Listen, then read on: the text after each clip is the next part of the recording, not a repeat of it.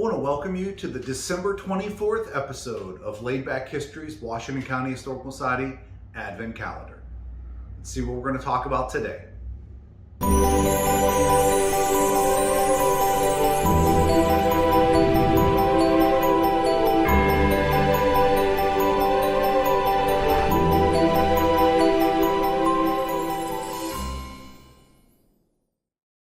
So for the final episode of the 2022 Advent Calendar, I wanted to do something that maybe was a little more personal to me. Over the last 23 days, I've tried to pick out some really neat objects or tell some really cool stories about, items here at the Historical Society or, people, attached to Washington County. And, I've had such a great time doing it. I've really enjoyed this.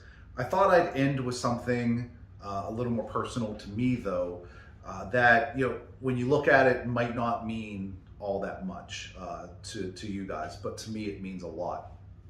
And that is this binder right here. So let me give you a little background. The Historical Society has been around since around 1870. We officially incorporated in 1901. And it was basically all volunteer driven. It was, we really didn't have any paid staff for a long time. For a while, it was some of the local DAR ladies that helped take care of it. Really, it's not until the 1980s that you start seeing like true paid staff being here. And unfortunately, like a lot of places, things that are run by volunteers, even with the best of intentions, things slip through the cracks, or maybe things aren't done, 100% correct, and sometimes, get neglected. And that was partially what happened with the collections here at the Historical Society. Even when I started 20 years ago, this is actually this year, I've been here 20 years at the Lemoyne House and at the Washington County Historical Society. And even when I started 20 years ago, there were things that were in boxes from when we moved from the third floor of the courthouse into the Lemoyne House in 1944. So some things just kind of got ignored. And one of the things that got somewhat neglected was the military collection. We have an amazing military collection here at the Historical Society, from every major war that the United States has been part of, from the Whiskey Rebellion, the American Revolution, the French and Indian War, all the way forward. We have all these incredible items. But that collection kind of got ignored. Well, in the 1980s, there was a couple, Eugene and Eleanor Lucas, and Eleanor was an artist. Eugene was a businessman here in town, very well known, and they basically adopted the military collection.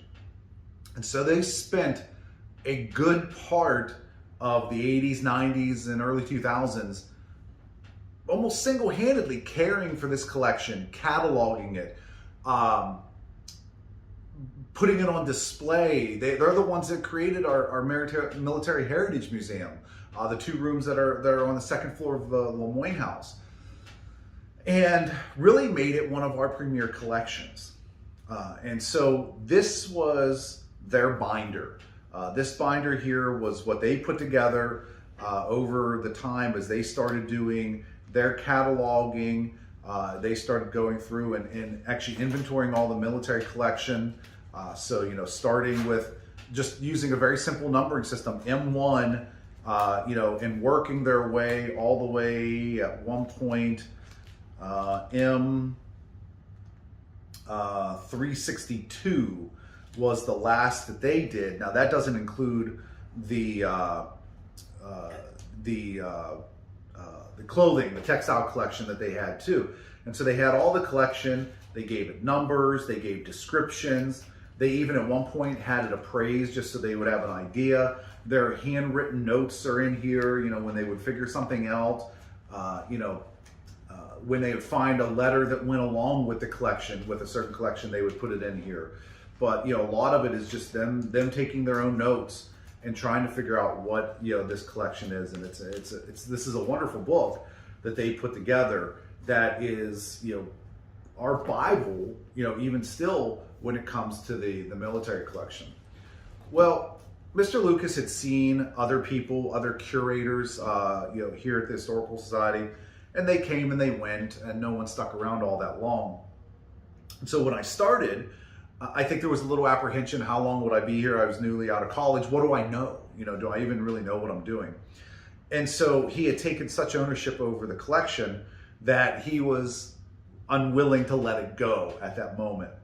And I worked with him, and I loved what he was doing, and I worked with him, and I just tried to earn his trust.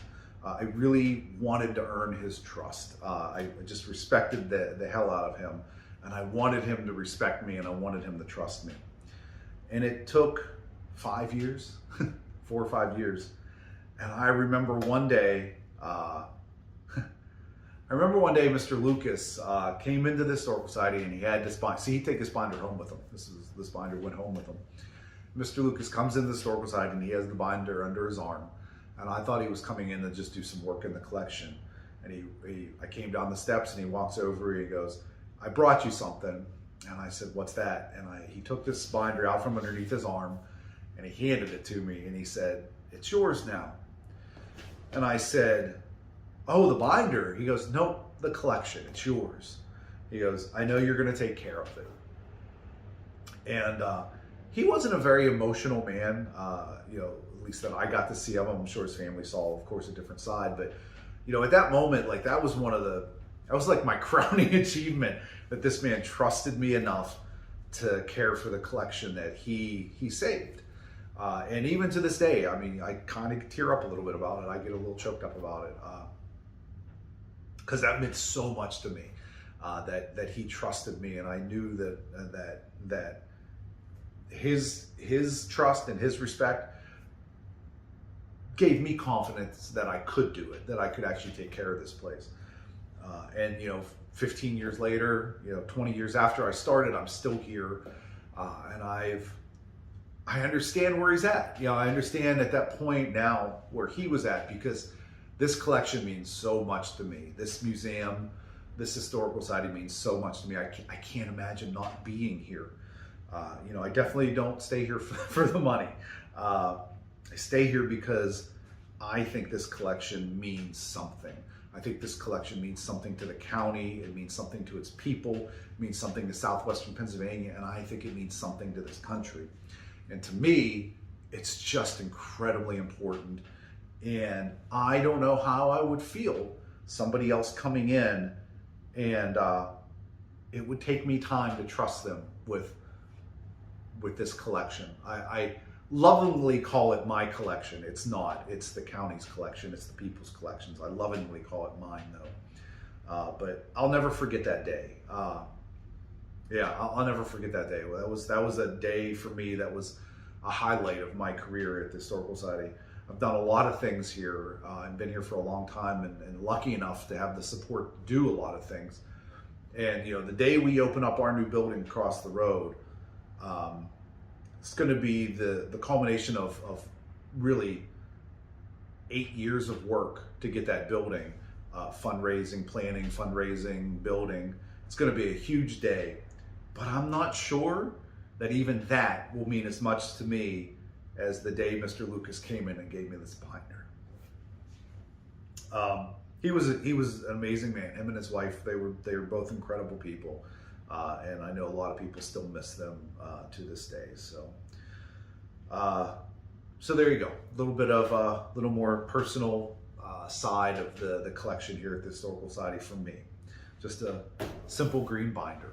But I want to thank everybody for coming along with me these last 24 days now. These last 24 days. Your comments have been wonderful, having people say how much they've enjoyed it, how much they've learned, and having people watching it all the time. It's been amazing, and I really appreciate the support in doing this. And so we're gonna go ahead and we'll finish up, and I'm gonna finish up by telling everybody Merry Christmas, from myself, from the staff here at the Historical Society, from the board of directors, from everybody involved in this organization. So once again, Merry Christmas. Have a wonderful New Year's. Have yourself a Merry merry little Christmas. Let your heart be light. From now on, our troubles will be out of sight.